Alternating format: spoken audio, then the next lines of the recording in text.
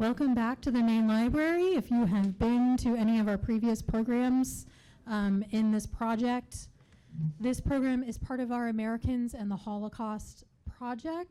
We are thrilled to have all of these folks here tonight. These stories and these family histories and these remembrances are so important. I think now more than ever, now that so many of the survivors of the Holocaust are no longer with us, it's really important to keep this oral history alive. And so we're really grateful to all of you for being here. I would like to introduce tonight's moderator, Eileen Chepanik. She has been actively involved in the Charleston Jewish community as a professional, as a lay leader for years. She is a past president of the Charleston Jewish Federation and a past chair of the South Carolina Council on the Holocaust, in which she still serves. She interviewed numerous Holocaust survivors and liberators for Steven Spielberg's Visual History of the Shoah Foundation, and she has worked with the Post and Courier for over 20 years to produce their annual special selection on the Holocaust. And she retired last year from her day job as the executive director of the Trident Literacy Association. So she's a longtime partner and community partner of the library, and we're really happy to have her. So I will hand it over to her, and she will take it away from there. Thank you so much. Welcome to everyone, and thank you so much for being here. Thank you to the library for hosting this Americans in the Holocaust exhibit. And thank you to our distinguished panelists for your willingness to come here tonight and to share your personal experiences, which we're going to get into. The thing that makes tonight's panel so special is that it's personal. And the personal stories become our stories. And if we're going to remember, we have to own these stories and teach them to the future.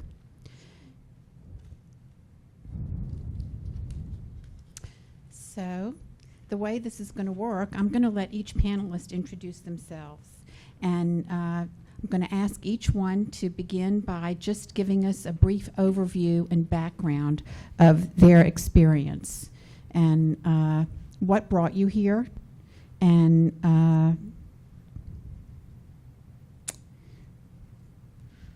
okay, we'll start there. I think that'll do it, and then I'm going to continue more. Okay, so just about 2 minutes, your relative's experience in the Holocaust. I tell you what, do you want me to just pick someone to go first, or do you want to volunteer? Okay, Marnie, I'm going to tell us who you are, and then, okay, you go first. Make sure that this is on. Okay. Hi, everybody. My name is Marnie Friedman. I am a grandchild of survivors on my mom's side, and I am here, obviously, to share the story. I was really, really close to my grandparents, and growing up, I knew that there was a recording of my grandmother telling her story, and it existed on these tapes, and I didn't listen to them until college. So once I listened to them and transcribed those tapes, it's been a mission of mine to kind of share that story with everybody. So that's why I'm here. Why don't you tell us just a little bit about your grandmother's experience? Sure. So my grandmother was in the Warsaw Ghetto and survived 6 concentration camps. My Zadie, that they met in displacement camp, he survived 3 concentration camps, including Auschwitz, and I was actually part of the medical experiments by Horst Schumann in Auschwitz. And that information, everything that I know, found out after they passed away. So didn't get a chance to talk to them about it. Okay, Harlan. Hey, everyone. Good evening, everyone. It's Harlan Green. My parents married in Warsaw in June of 1939. And I guess, the war breaks out in September of 1939. My father was from a very small town in eastern Poland, so he moved east while my mother stayed there in Warsaw. She eventually walked her sister-in-law back to the little town in eastern Poland, right now on the border of Belarus. But then my father was taken when the Soviet pact with Germany, when Russia moved west and divided Poland. My father was taken to Siberia and was imprisoned as a Pole in a Siberian work camp. Whereas my mother had her family all taken into the Warsaw Ghetto, and being a woman and being blonde hair and blue eyes, she had a very much better chance of surviving. So with false papers, she worked in the underground. She smuggled her father died of a heart attack in the Warsaw Ghetto in 1942, but she smuggled her sister, her brother, and her mother out of the Warsaw Ghetto in a little hay wagon. My mother was pretending to be a Gentile and selling food to the Jews in the ghetto. She smuggled them out to a small country estate which they had in Kalishin, Poland, and then her family was sold for salt by the peasants in the town for Easter, and then my mother lost track of her family. Then my mother, through the underground, had found out that my father had been in Russia. And then when Russia changed sides during the war, my father got out of Russia, and it's tens of thousands of Jews ended up in Tashkent, in those parts near Afghanistan. My mother joined him there, during the war, and then after the war, they went back to Warsaw. They discovered that my mother's sister had survived. Again, she had blonde hair and blue eyes, and she was always my Aunt Maria after that, still taking her false name. And they came to Charleston, and a few years before I was born. My older brother was born in a DP camp, and there is humor in everything. When my mother came to Charleston because she had family here for a long time, and when they would send her goods back to Vienna where they were in the American sector, the goods were always wrapped up, and I had a cousin who ran a Piggly Wiggly. And so that was my mother's first introduction to, South Carolina. What is a Piggly Wiggly? Thank you. Just a note, people have given their testimony that takes 2 and 3 and 4 hours, so you are really getting less than the Reader's Digest version here in 2 minutes, so we have to fill in the details another time. David? Yes. Hello, I'm David Popowski. I'm a lawyer here in Charleston, and I was conceived in Europe and born in Charleston. I always say I was conceived in oppression and born in liberty. So I'll come back to that. My parents are both from Kalishin, Poland, 50 miles east of Warsaw. They both were from that town. Their Holocaust stories are very different. My father saw it all. He was in the Polish army. Then after the Polish army and Poland surrendered, he was in the Warsaw Ghetto. From the Warsaw Ghetto, he went to 3 concentration camps: Krasnik, Plaszow, the Schindler's List concentration camp, and finally Ebensee, which is a subcamp of Mauthausen in Austria. So he went from the very beginning of World War II to Victory in Europe Day, May 5th, 1945, when he was liberated. My mother lived in disguise with her sister as Catholic girls in Częstochowa, which is on the other side of Warsaw from Kalishin.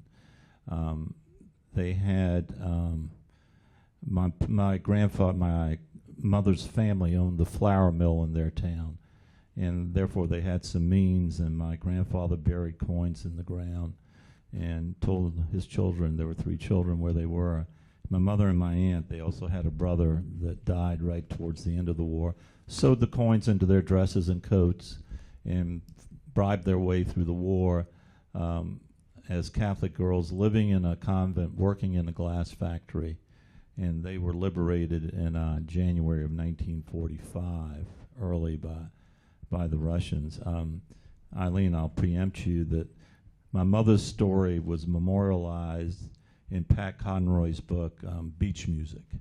He became a friend of our family, had dinner with my mother. My mother had one of the last coins she had on a bracelet.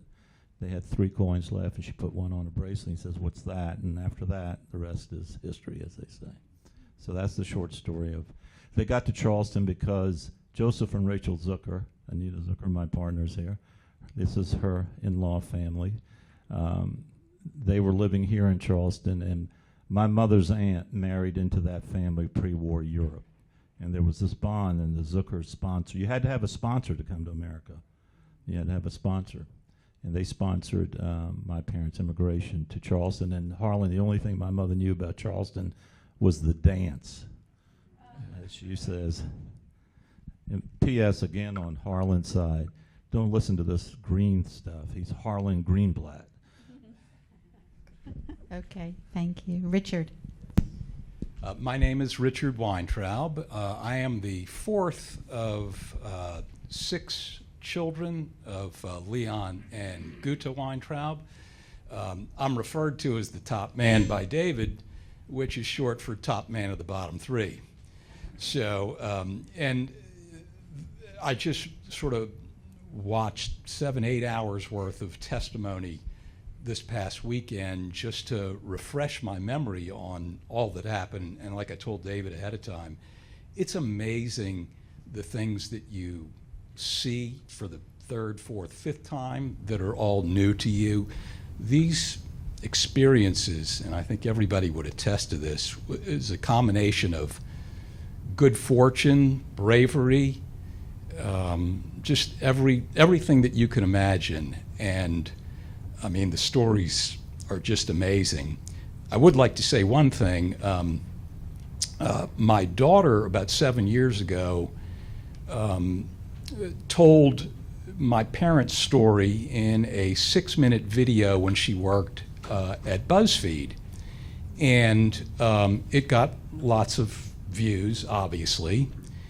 From that, a person that had been researching the liberation of Ravensbrück, which was the camp that my mother was at the very end of the war, reached out to her and says, "I have about 45 minutes of raw footage of that liberation." And he said, "I'll send it to you. Maybe you'll see your grandmother." And sure as day, they are panning the ship that came into Malmo Harbor, and my mother, 21 years old, waving. We never would have known that that existed had she not done that story. So, anyway. Thank you. So the 4 people you've heard from so far are all children or grandchildren of survivors. On the end, Lee is a son of a liberator. Thanks. Yeah, hi, good evening. My name is Lee Kamen, and first, I'd really like to express my appreciation to the Federation and to the library for asking me to be present. It's a real opportunity to tell a little bit of my very handsome father's story, which, typical of most World War II vets, didn't really say much to anybody about it. And I'll give you one story in a second. My youngest, I'm the oldest of 4 siblings. The youngest is my brother, who very fortunately happens to look like my father. So he was very popular through high school. But my father would have been 100 years old this year, so it is really, as I said, a pleasure to be able to tell a little bit of his story. He grew up in St. Paul, Minnesota. My grandfather, who I'm named after, passed away when he was only 13. He was a very, very good athlete in high school, and when he was drafted, he told me a story. This is the other reason I'm happy to be here, besides being able to tell his story. But I'm happy to be here because he said to me one day, "Lee, when I went to the draft board, I said, I want to be a pilot." He wanted to be in the Army Air Force. There was no separate Air Force at the time. He was, I think, a very confident young man. And they said to him, "Sorry, we filled our quota, so you're going to have to be in the infantry." So he ends up in the infantry, and I'll just say a couple of things about that in a second. But he said to me, he said, "Lee, had I been in the Air Force, you probably wouldn't be here today. And for those people, if any of you had seen the Apple TV show Masters of the Sky, and very much showed the high mortality of the pilots. So I didn't totally understand that till I saw that show, and then I said, oh, now I get what my dad was speaking of.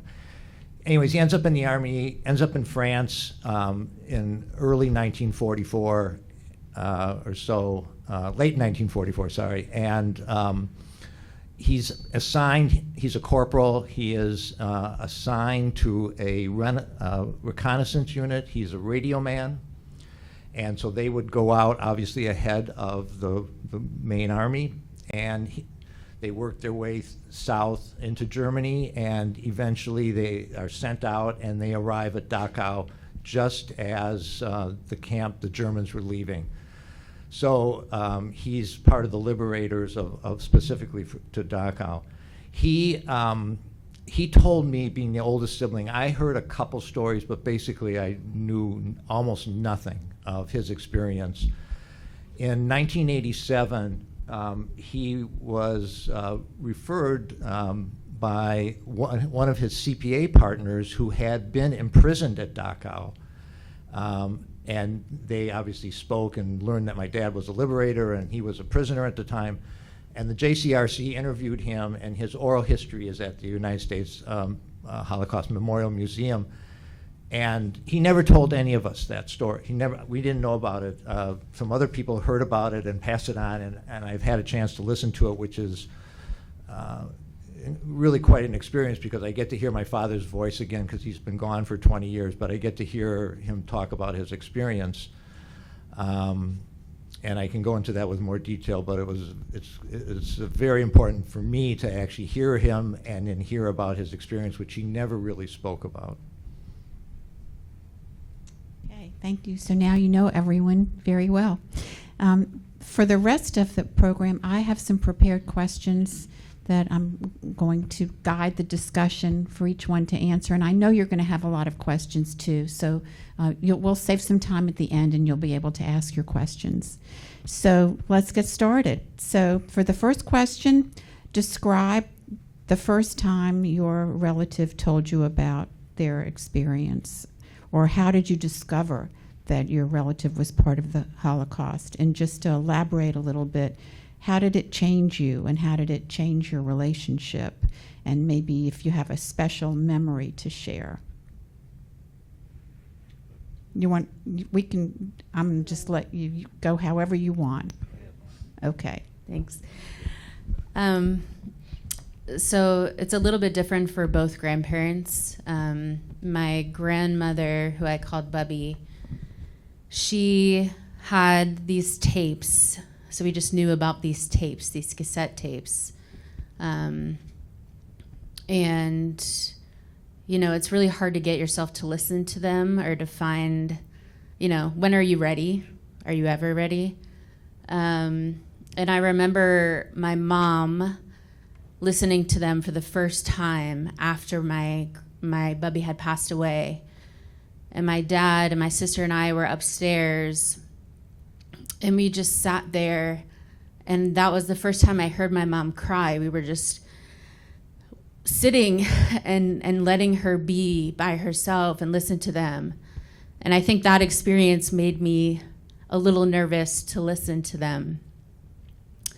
And so it wasn't until college, I took a course at College Charleston, and my professor, Ted Rosengarten, I really enjoyed that class, and he encouraged me to listen to the tapes and transcribe them, with the goal to kind of have it in a bound book and to make it a little bit more digestible, so that I could give that, actually gave it to my mom for Mother's Day, and I gave it to my sister, and it was the first time, you know, she's 2.5 years older than me. So it was the first time that she had listened to the story or heard about the story at all, was reading it. And I'm not even really sure she read it. She said she did.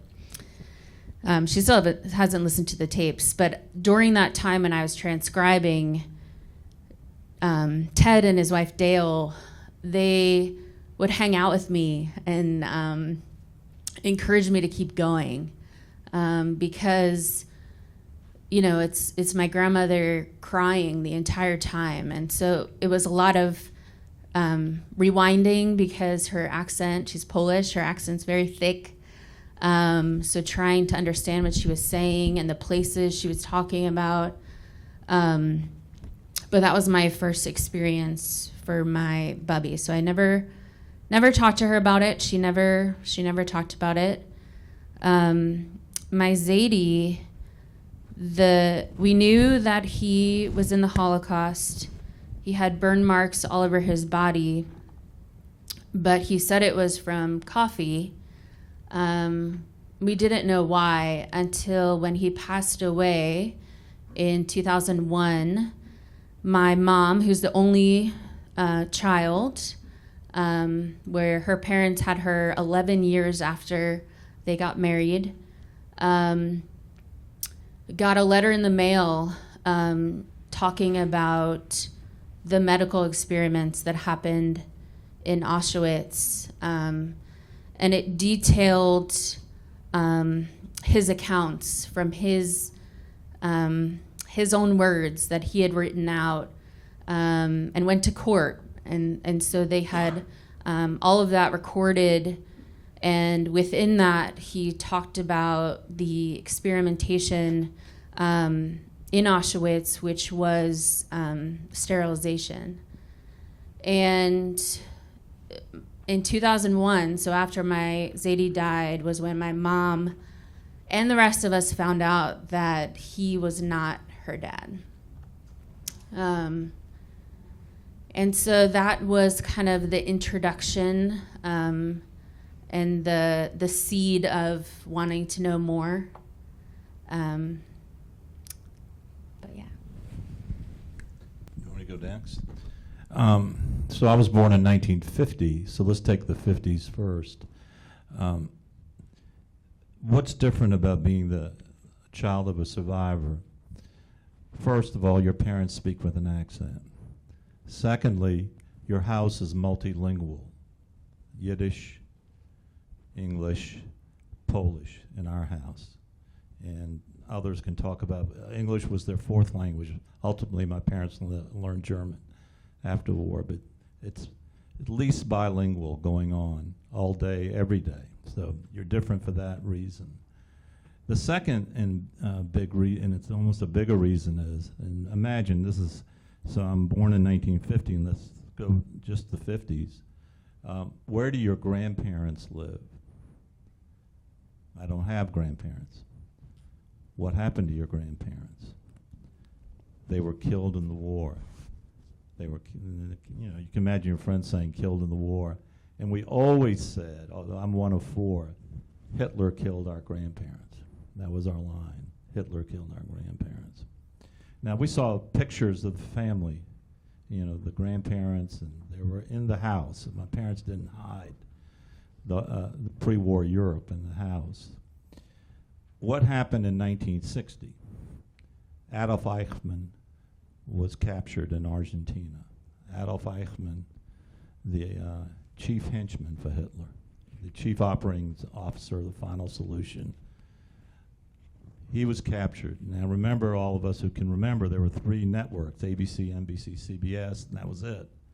And we didn't have an internet. So we got our news, we got our news in the newspaper and those three networks and local television. Well, they covered that very thoroughly. And we watched the news every night, of course, like all of, I'm sure your families did as well. So the capture of Adolf Eichmann was big news. And I'm absorbing this. I'm already, you know, I'm 10 years old. And then a year goes by, Eichmann stands trial in Jerusalem. And the television networks covered it for about at least an hour per night. And that was, you could hear a pin drop in our house. And America was riveted, in my opinion, by that. And as you were listening to that's where the education came in my 10th and 11th years. And then from there on, the cat was out of the bag, the secret was out, started reading, etc. So that's sort of the evolution of our own. I speak for my siblings as well, our education about it.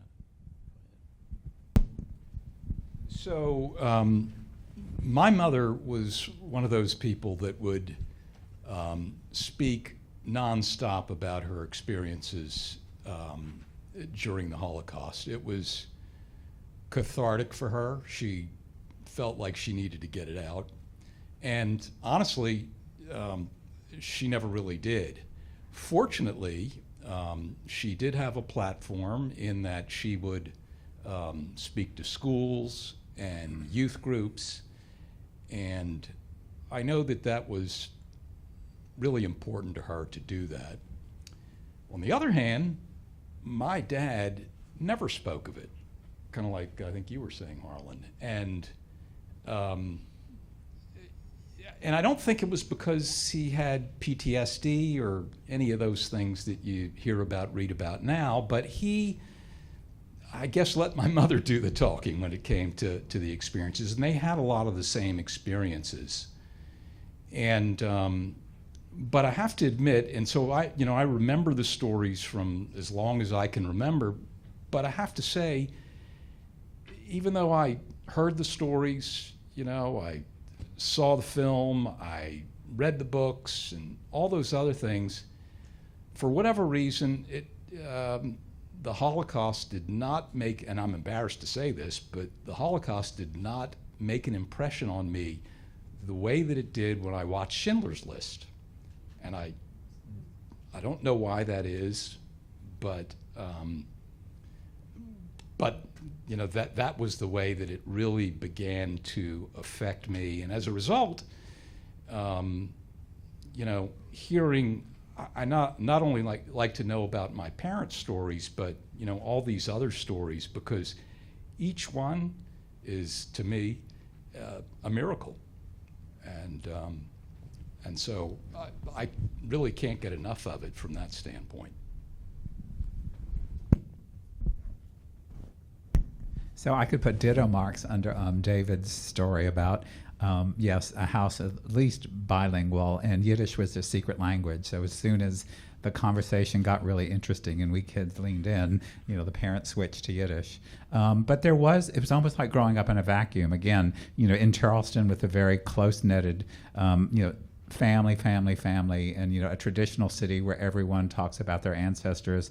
I grew up next to the Hirsch's, both sides pre-revolutionary Jewish family, full of portraits, no images in our house. But I also think, I grew up in silence. It was, I do think my parents all did suffer PTSD, but also too, my mother, I realized when I was adult, they had lied on their papers to get into this country. I think it was the beginning of the Red Scare. My father had been interned in Russia, so they made a vow that they would never speak of it. And my mother seriously thought, I think, that people were going to come and get her, because once they found out 50 years after the fact, that she had lied on her entry papers to come here. So we grew up in, it was very, and it was, I think, because of my parents' experience. I grew up in a very claustrophobic kind of environment. I could, my parents would get upset and they would say, "You can only trust family." And we didn't have any family in town. So, didn't have a lot of friends, so, and the term that I can only use is claustrophobic. We were all very, although we lived in Charleston and on the outside, it looked like, we were like normal 1950s kids and stuff like that. We really weren't. But I started talking to my mother when I was about 13.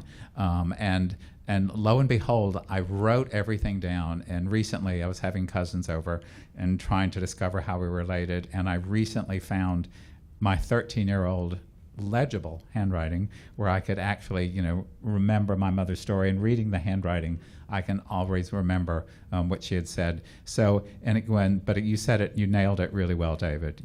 Different languages, no pictures of ancestors, and that sort of thing.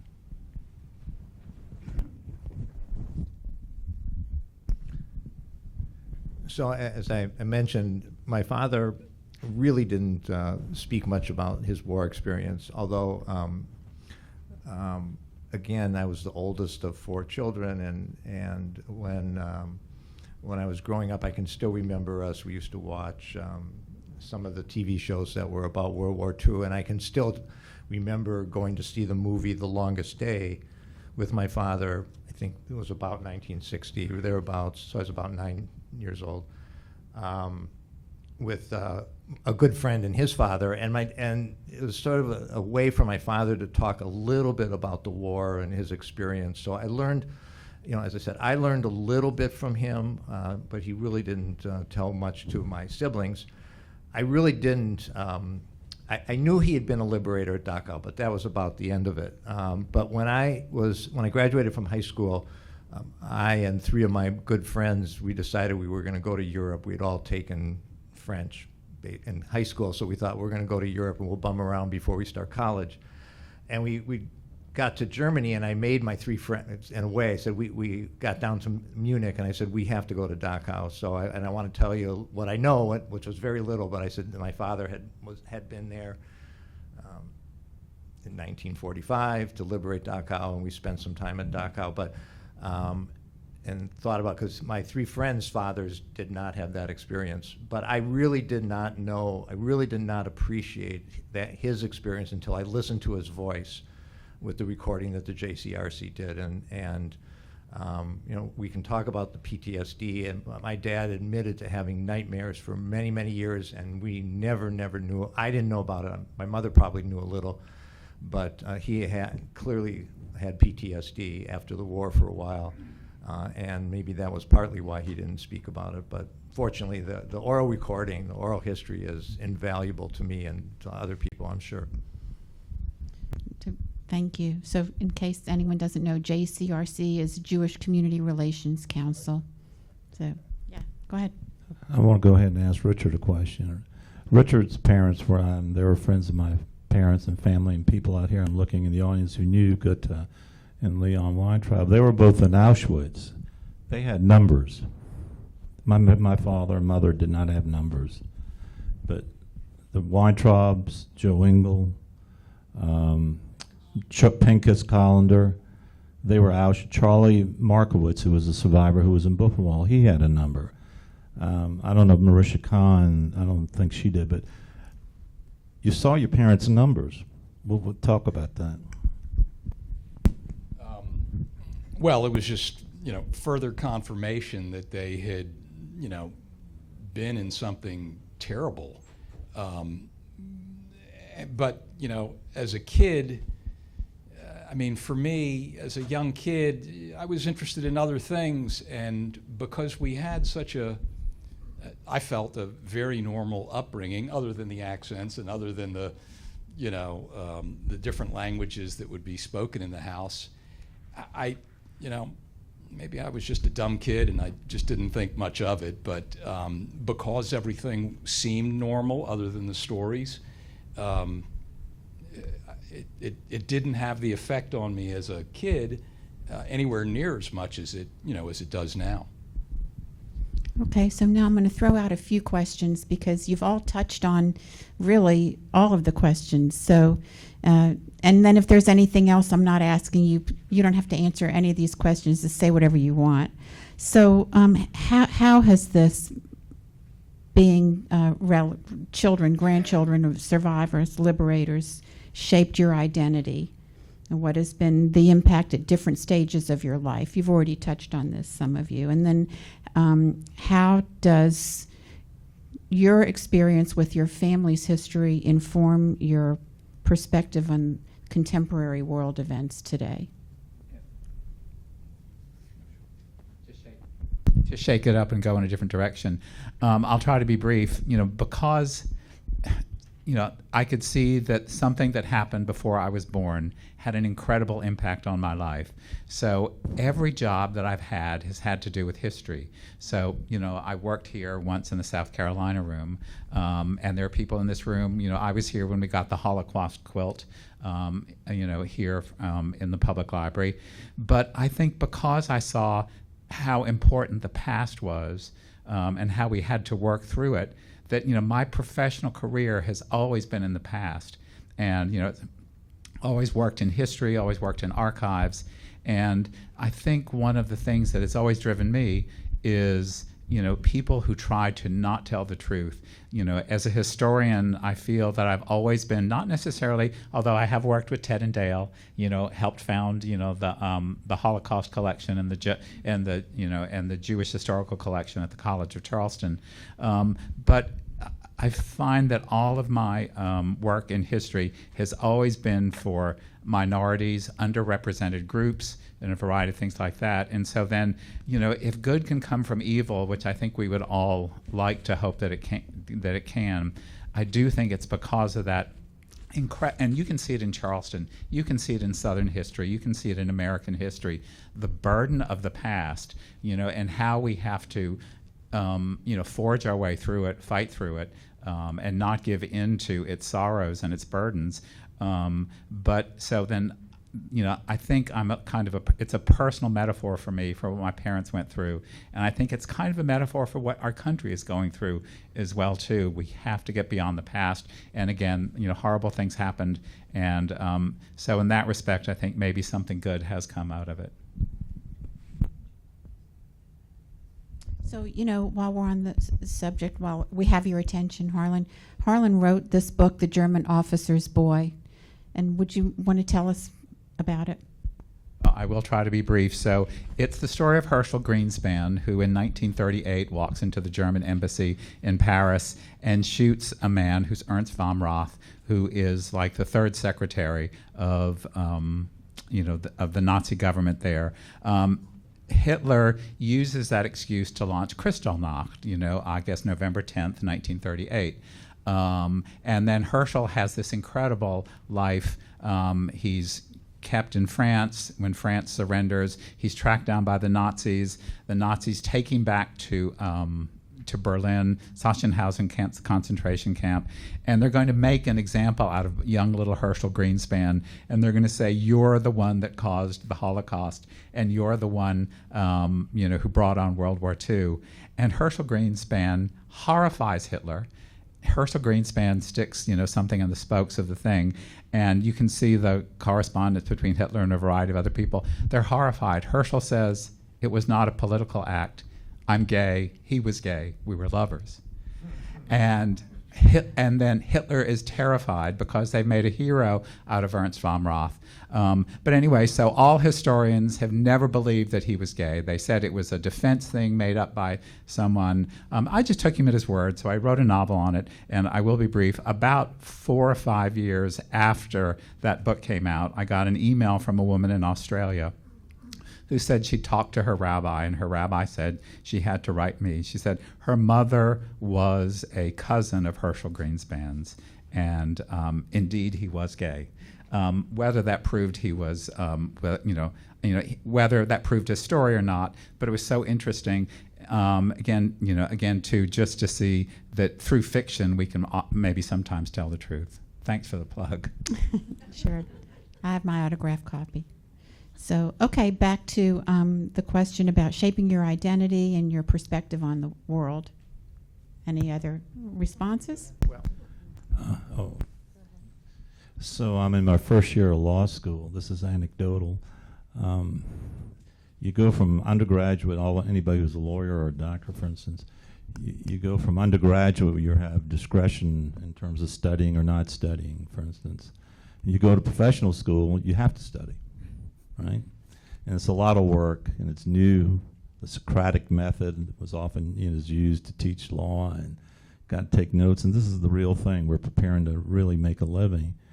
And it was a lot of work, so I called for the Sunday, we all called home on Sundays, remember those days? Before cell phones, we called home, and I told my mother, and I was sort of starting to cry on her shoulder about this transition. And she listened to me for about 60 seconds, and finally she said, with her accent, she says, "I hear you, but you don't have my sympathy."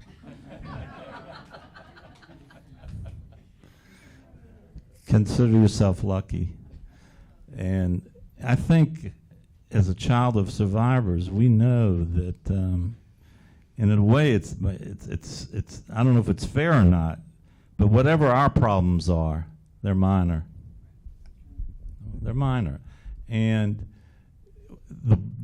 unfortunately, the Holocaust set a bar of tragedy. Andrea Zucker, Anita's daughter, and I were talking about this yesterday. She said it's a life for it to be a child or grandchild of a Holocaust survivor. It's a life combining joy and despair, and it's that way every day. It really is, because you can't get away from it. Okay, you're always thinking about your parents because you love them, all right, and who they were, and then what their story is, and then. It's like Richard said. We grew up normally. He grew up on Confederate Circle, across from Carl England. Everybody grew up doing the same things, and we didn't feel any differently. We felt part of the American. We felt Americans. We were Americans, but I had a hard time conveying any solace to my parents because I know what they went through, and. On the positive side, we all wanted to achieve. This is the greatest country on earth. I heard it once, I heard it 1,000 times. It's the greatest country, America. All right? And you can be whatever you want to be if you work hard enough, you devote yourself to what you're doing. And I think, as a general rule, the children of survivors took that message. And we tried to make the most of the United States. So, David, I interviewed your mother one time, and I can't remember if I learned this during the interview or if I read it in beach music, but, the coins, the lady of the coins. Right. And I know that she talked about how her father had buried coins in the yard. So. Yeah, I talked about that earlier, how she did, and she and my aunt sewed it into their clothing, their coats and their dresses, and Stanislav, this is an interesting story. Anita and I were in Israel June of 2023 before October 7th. We were there months, literally a few months before October 7th. And so Stanislav Wozniak worked in my family's flour mill, and he was sent by my grandfather. My mother was in a labor camp with my aunt to try to help my mother get her attention so she could escape. And my aunt had already sewed some of the coins in the dress, etc. And between the two of them, they got my mother's attention. She looked both ways, she ran. And Wozniak took them to Warsaw, where they got false papers. So my mother's Paula Kornblum during the war, her name for 3 years was Apollonia Borkowska. And went to church every Sunday, went to confession, lived as a Catholic girl, she and my aunt, both of them Catholic girls. And so that's the fundamental story. Those coins saved them because it gave them the ability to bribe people when necessary. But weren't some of them buried in the yard? Yeah, they were buried in the yard. My grandfather told them where they were, and they went and got them, and then they sewed them into their clothing. Okay. Yeah, and my uncle, who didn't make it, he knew where they were. He got his share, and he too used them as best as possible. But it gave them an advantage over other survivors, frankly. David, if I could say something I just learned. So my aunt was under forged papers as a Catholic, and she was Maria Godlowska. And they were from the same part of the world. And I just wonder, if they stole the same papers from the same thing. I don't know if you had your mother's story as to how she got stolen papers, but apparently they passed under the same last name. Yeah. Thank you. Okay. Just to get back on a little bit of kind of how it shaped me, there's a few things that have just come up over the years, I think, as I think about, as you're a little introspective about kind of why you are the way you are, and, if it's related to the way that you grew up. And there's a couple things. The one thing that I think of is how loving my grandparents were. Almost even more of a hugger than my parents, just like always squeezing me. And at the time, I think I didn't necessarily love, kissing my Zadie's stubbly face, which he always requested and made me do and squeezed me so hard. But it's just something of just realizing that, you know, people can go through something really, really hard and still, you know, come out of it and be loving. And, you know, it's basically, it's about how you react to things. And it just makes me think about, you know, people that you meet all the time.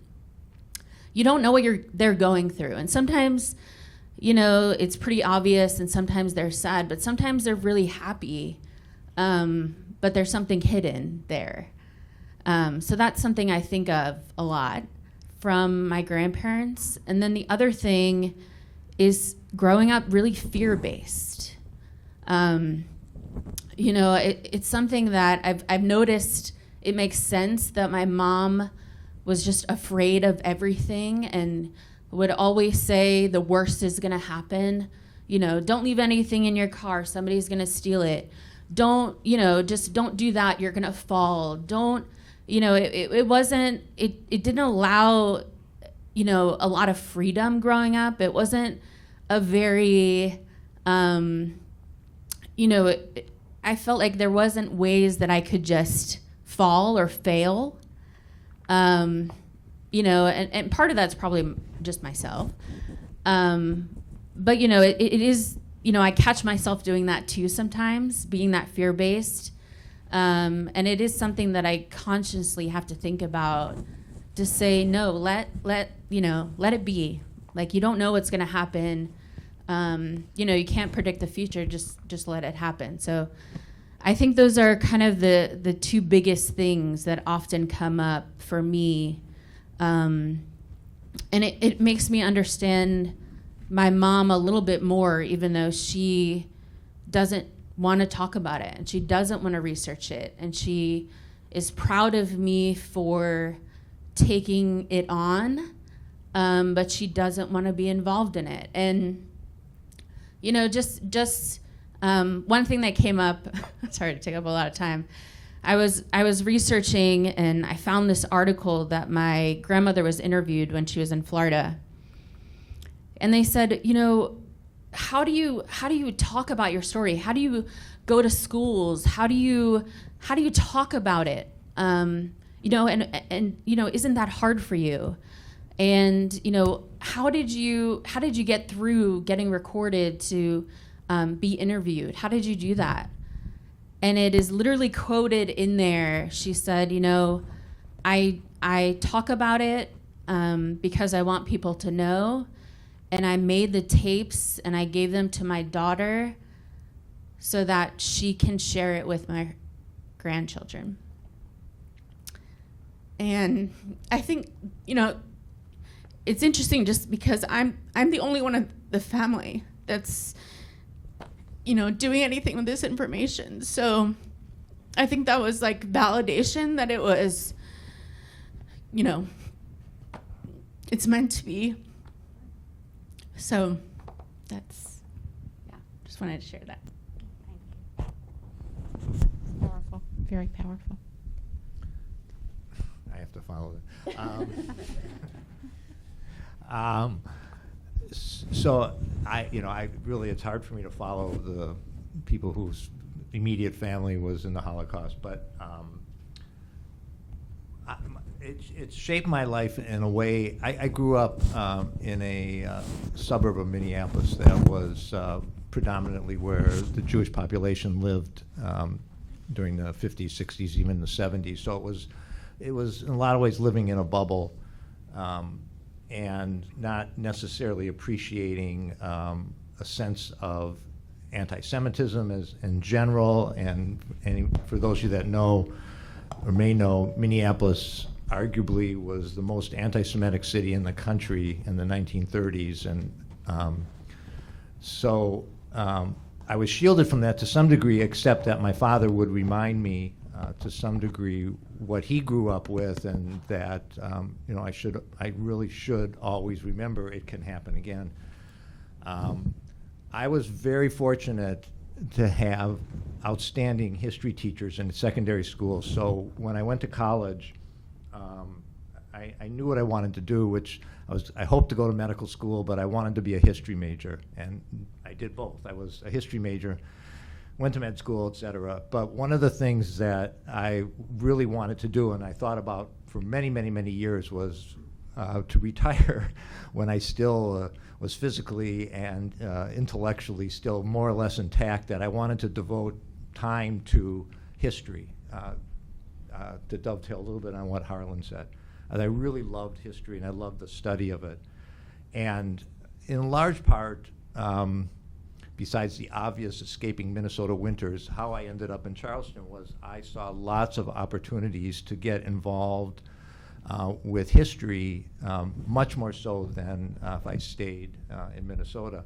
So coming here, I've been involved in standard American history through the Preservation Society, the African American history through the new museum, but also in a large part, Jewish history of the South, and it's just been a goal now for me to not only get my base of knowledge up and learn, but to teach, because I see lots of people visiting here from all over, whether it be Jews or non-Jews, and they really don't know the history, and it's just good for me to be able to impart that and help with the the basically never forget, never again, and understand some of that baseline. But it's really shaped my post-retirement career to want to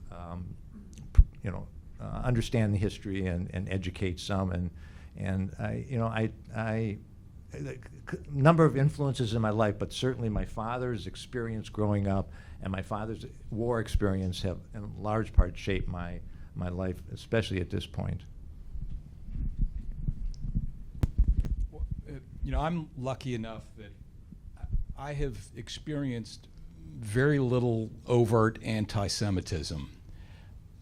But I have to say, anybody, all of us here, all of you that are in some ways connected to the Holocaust or Jewish people, what's happened in particular on October 7th, the terrible demonstrations on college campuses. I don't know how you can, not think back to, the Holocaust and people that you love that were involved in it.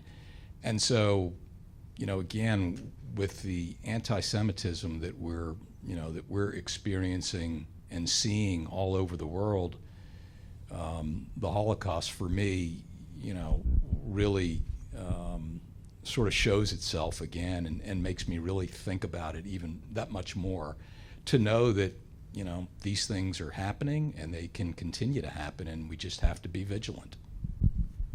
If I could just say real briefly, when Charlottesville happened and a variety of things like that, all I could think was, I'm so glad my parents are not alive to see this, because as David said, they all came here and they said, America, is the best country, and they were going to put that behind them. They weren't going to think about it anymore, because it was never going to happen again. And it is happening again, but the only solace I can say is at least my parents are not seeing it happen. But but then they passed it on to us to make sure it doesn't happen. Good point. That's a perfect segue into the next question, which is, how are you passing down the responsibility to remember?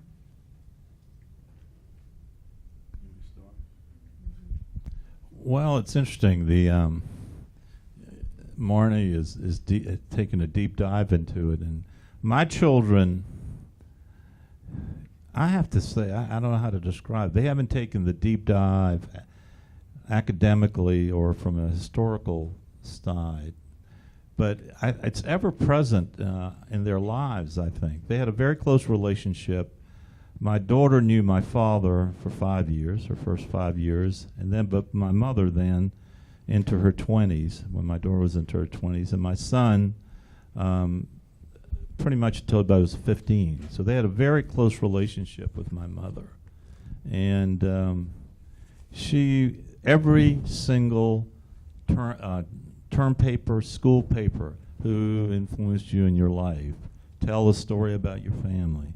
all of those subjects that one writes about in high school and college to a paper they all wrote about my parents' experiences, every one of them. And I think that's common, very, very common, I think, among children and grandchildren of survivors.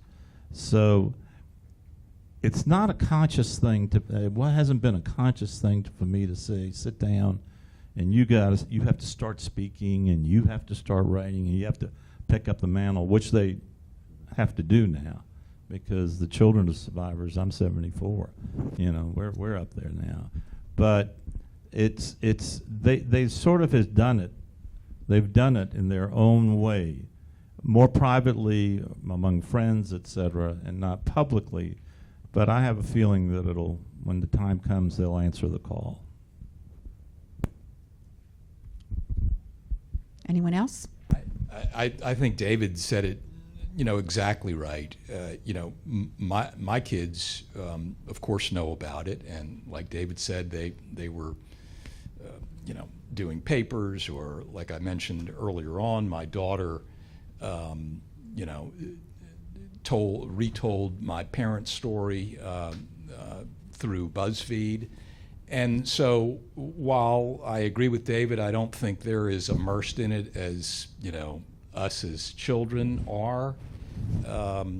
I think they will be, just like me. And they have access to everything that I have in terms of personal testimony.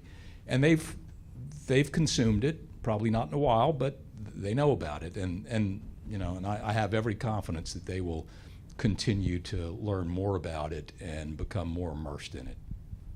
I would just like to say briefly that my mother died in 1990, before there were the World Gathering of Holocaust survivors, although it was her cousin Ben Mendziecka, who started those gatherings and the Holocaust Museum. But she, even at the time, though, before, she said, well, it's somewhat different from the rest of this panel. She said, well, we don't need to necessarily memorialize this one. We have to keep it happening again and again. And so that's the thing that I've taken from her playbook. I don't have children, but I vote. I talk to people. I write. I do things. And so then, yes, I think, the testimonies are there. The Spielbergs got it. We're all writing about it. But I do think at some point, again, we're all going to vanish. Anybody with a connection to the Holocaust is no longer going to be alive. And that's how you do it. You pass it on not through words and not through, I think, images, but through action.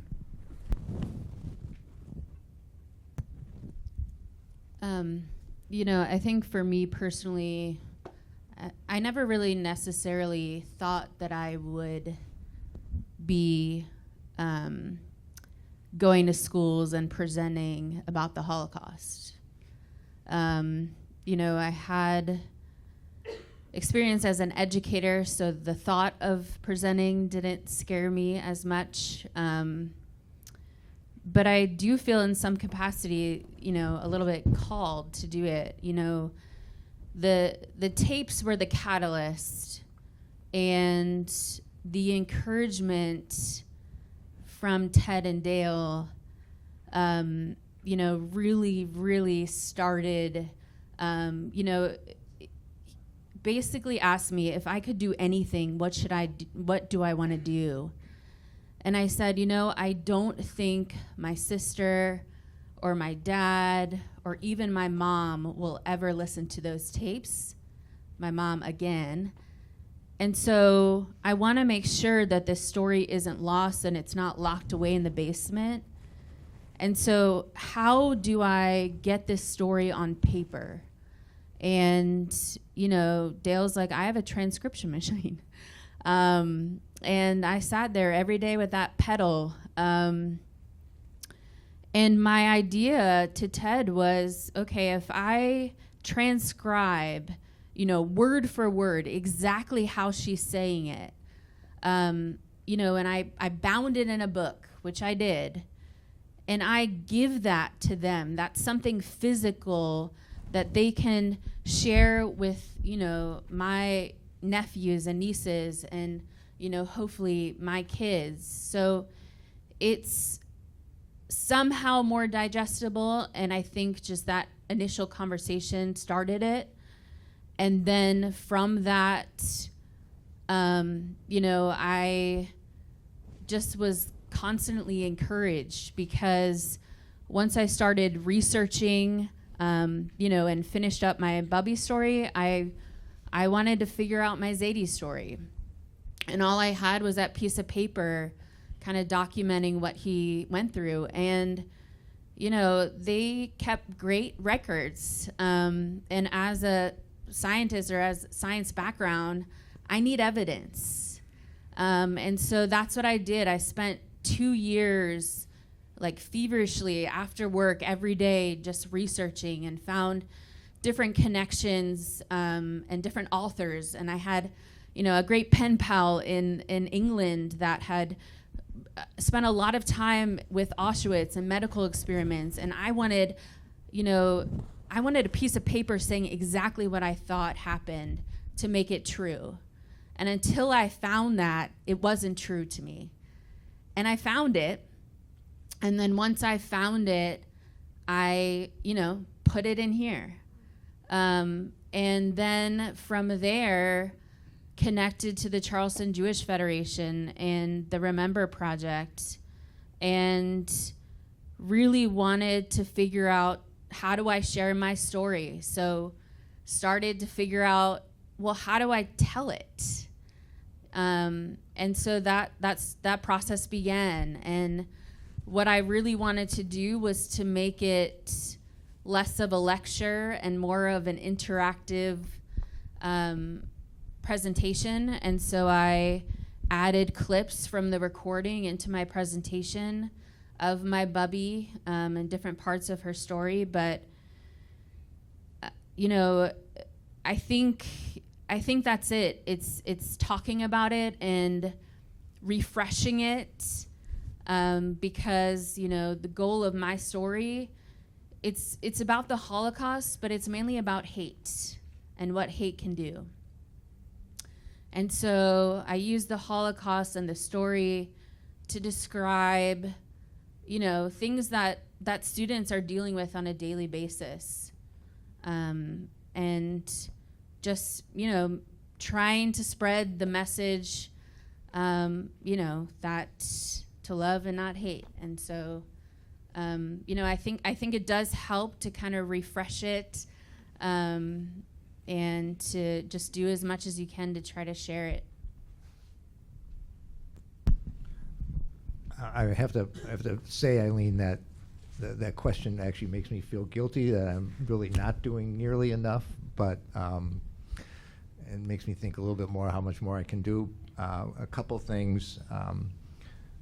For our son, we've gone to Europe on a couple occasions with him and made a very definite point of seeing some of the places in the war, Dachau, the Great Synagogue in Budapest, the synagogues in Prague, etc.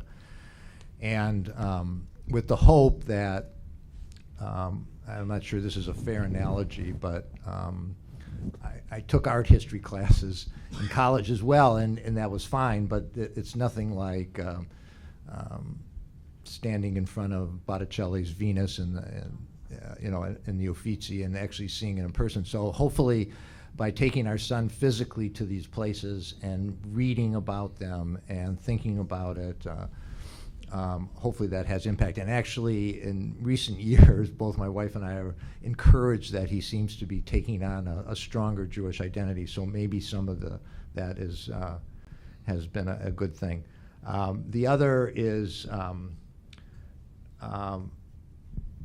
trying to, for my non-Jewish friends, and particularly some of the non-Jewish people that I worked with who have come to visit me in Charleston and are I use this term loosely, are sort of fascinated with the transition from being a pulmonary and critical care physician to an amateur historian. But I even encourage my non-Jewish friends to take I'm a docent at the Cumming Street Cemetery, and I take them through because I like I want to teach them a little bit about the rich Jewish history in Charleston, and then I can kind of mention other things while I'm doing general history. So I'm trying in a couple different ways. I'm trying, but in general, as I said to begin with, you feel guilty that you're just not doing enough to get the word out to people. Well, now's a new start. So I have many more questions, but I know you have questions. So why don't we stop this part and get some questions from, yes. Thank you all very much. Marnie, I'm wondering, have you published your works, or do you have any interest or intention? Can you hear the question? She asked if I have published anything, and I haven't. And I definitely have thought about it. You know,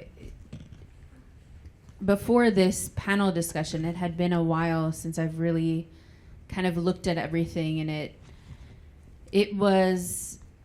I'd spent a lot of time, you know, researching everything, and I kind of put it aside after that. You know, it does take an emotional toll. And so, yes, I have thought about it. I haven't done it. But I definitely think that it's a possibility. Anybody on the panel, I'm curious, reflecting on what Marnie said a moment ago, that her grandmother survived 6 concentration camps, and I guess I just hadn't dawned on me that people were moved around like that.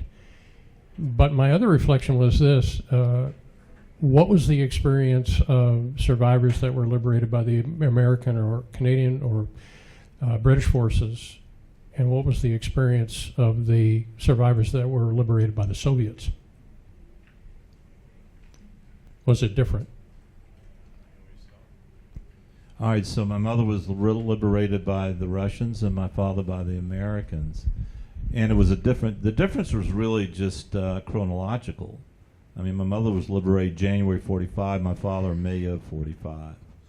So, you know, the Russians were coming from the east, and she was in Częstochowa, Poland, so she got liberated. My father was in Austria, all right, in Mauthausen, so the Americans were coming from the west. So, you know, he had to hang in there for another 5 months in a concentration camp that was still going full throttle. I mean, full throttle.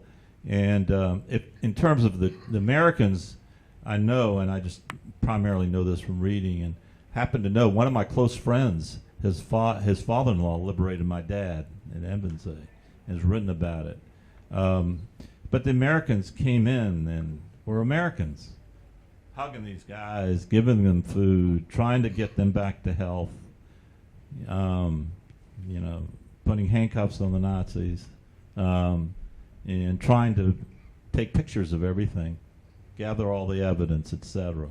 So we know all that. You know, my mother, she tells the story that she was asleep, and they didn't know the Russians were that close. Okay, I think the Americans, the people like my father, could sense, you know, Hitler was losing the war, things were turning, the tide was turning towards the Allies. But my mother said she woke, the Mother Superior shook her in bed in the morning and said, "You're free." And she was nonplussed, my mother. She said, "The Russians are here. The Nazis are gone. You're free." And from there, they packed up their bags and went from Częstochowa to Warsaw and went back to Kalushin to see if there's anybody or anything left. There wasn't. Then they made their way west with some other survivors to displaced persons camps and displaced persons communities, which gives me an opportunity to say this. One thing, and I think Harlan, Richard, and I know, our parents were liberated in 1945. They didn't get to America until 49. And some 40, what year did you? 40, that was pretty good. 47. Well, there was a key piece of legislation that President Truman signed called the Displaced Persons Act.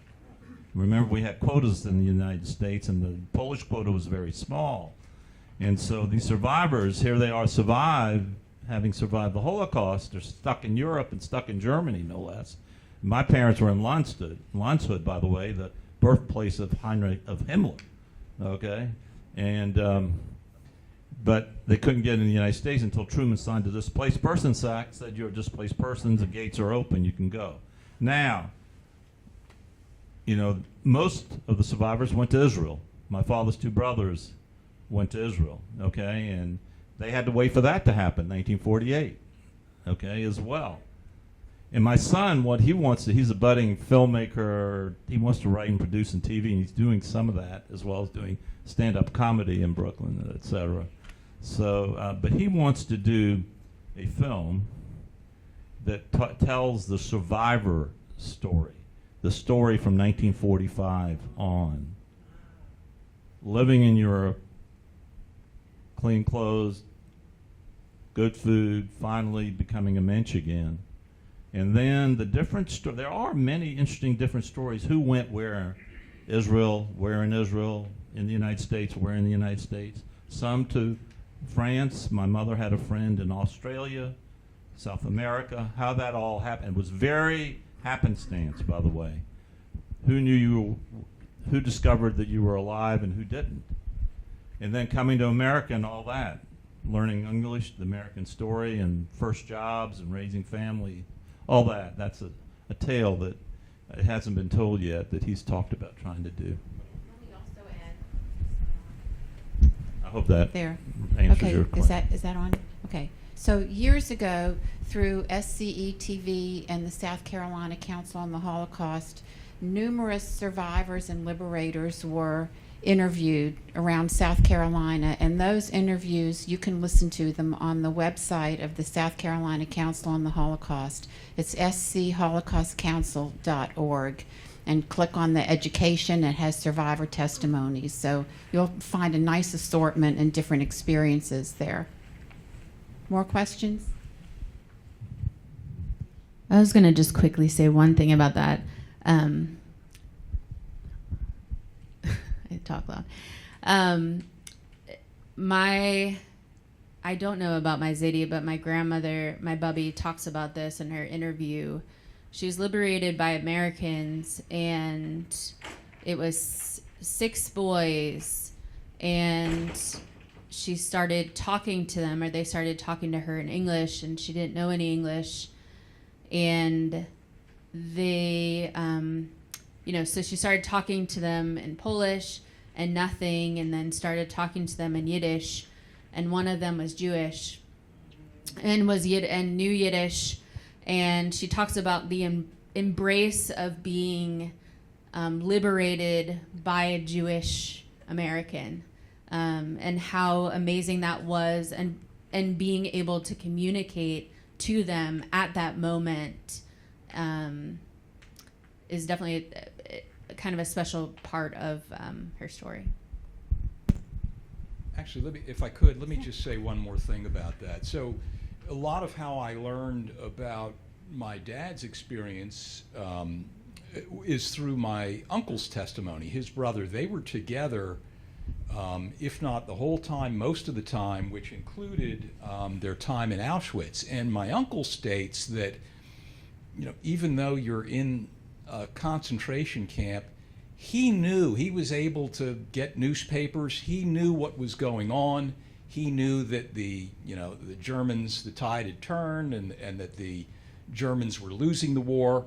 My dad got a message to my mother. They were in the same camp but didn't see each other much. Got a message to her saying, hang in there. Things are getting better, and we're going to be liberated soon. As a matter of fact, my uncle says that he was the way that he discovered that he was liberated was he was on a death march, and some Americans in a Jeep said, "You're liberated. You're free." That was basically how he found out that he was free. And as I said, my mother was liberated by the Swedish Red Cross, and she lived in Sweden for, I think, about 4 months, and they took great care of her, and she was forever thankful to the Swedes for that. I had a question about the survivors, their faith in God, and whether they ever talked about, blaming God or not going to synagogue anymore because, they felt that God had abandoned them, and also whether they talked about, the difference between life and death in the camp, why some people survived possibly and others did not. Oh, yeah. This is interesting, Carla, you talk about God. So I was raised in Charleston. I call it on the cusp of orthodoxy. My brother calls us unorthodox. Kosher home, Shabbos. Well, actually wore yarmulkes for every meal in the house. But we drove on Shabbos and we turned on the TV. So we were close, but not quite. But we did a lot. As I remember, Feolosov once said, she said, "Oh, the Popowskis, they were religiously inclined." And that's pretty true about that. So that's the way I was raised. Okay, and I had to learn how to daven, learn how to read Hebrew. I mean, that was serious business in our house. But so I'm sitting in the den with my father within months of his death. It turned out we didn't know. And I asked him, I said, "Dad, you believe in God?" And he said, "Very tenuous," which I thought, was very good vocabulary for Grina, but it was telling. It was, and he used to always say when we made us read the Siddur and go to shul and all those things, he said, "I'm doing it because my father did it. I'm doing it because," and he liked it himself. He liked shul, trust me. But he said, I'm raising you the way my father raised me. So I go to my mother a few days later, and I'm piqued by this. And I said, "I just asked Daddy about it." And he said, "Very tenuous. What do you think?" And she took the default approach. Somebody had to create all this. So where was God? They asked that question many times during the war, they've told me. And my mother always said, "Where are the Americans?" They thought, "Where are the Americans? Wait till this is," my aunt used to say, we used to say, "Wait till this is over and we tell them what happened. They won't believe what happened," that kind of thing. But we can all read the histories of what Roosevelt had on his hands at that time and the decisions he had to make and what he knew and who he knew it from.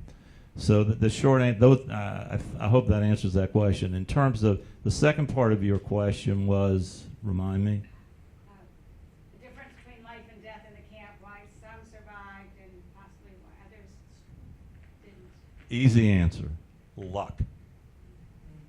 I would say that my parents did not believe in God, but they certainly believed in Judaism, and I don't think they saw, they saw the tradition of it.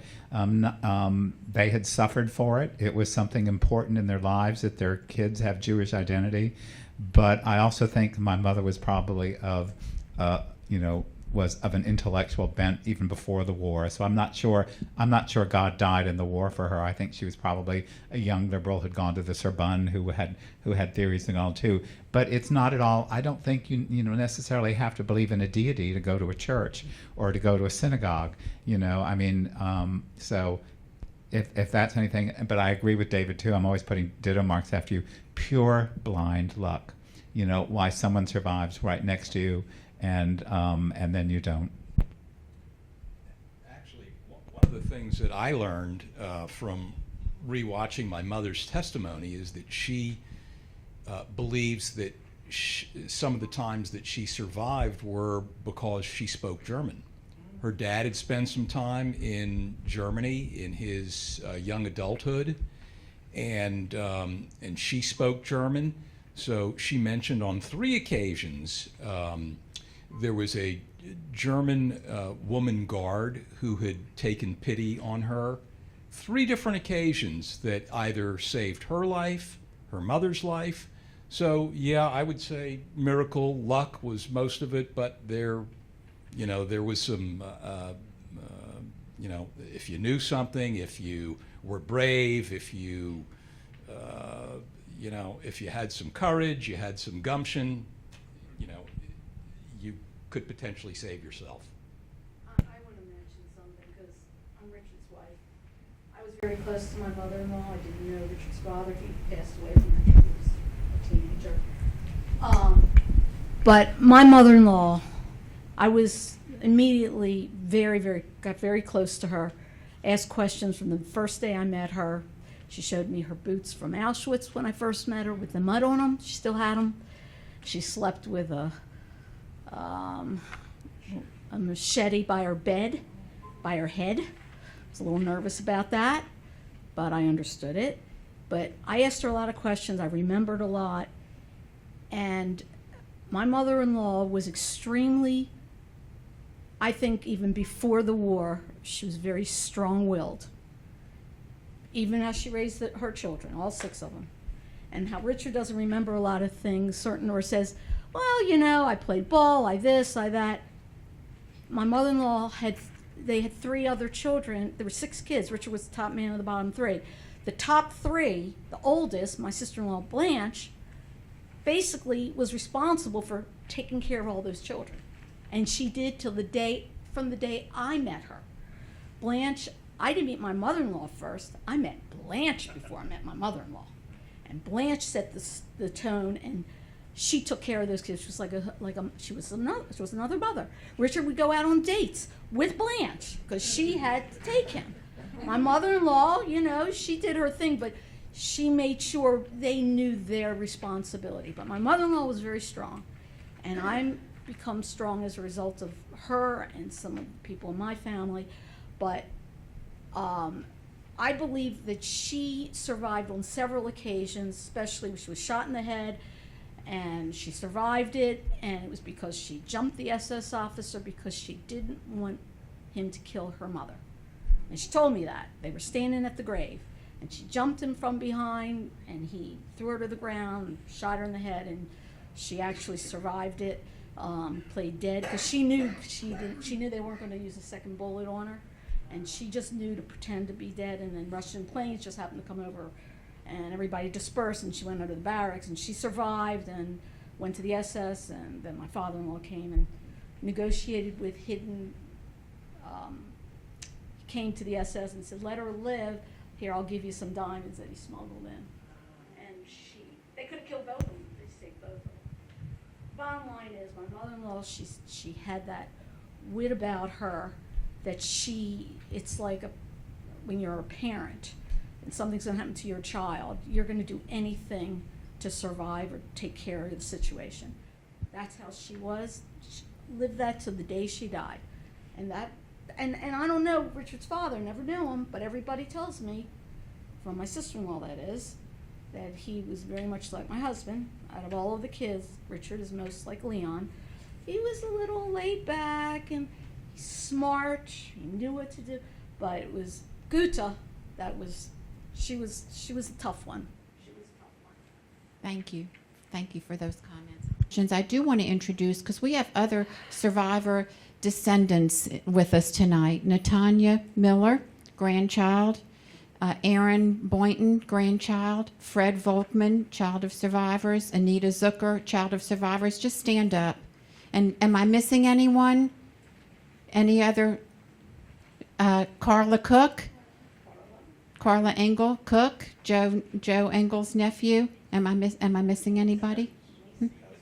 Now, do want to put in a plug for the Charleston Jewish Federation Remember program for Holocaust education and genocide awareness. They teach throughout the community the best way to confront and eradicate anti-Semitism and all forms of hate is through education. And Natanya, Aaron, from representing Charleston Jewish Federation, they can do that.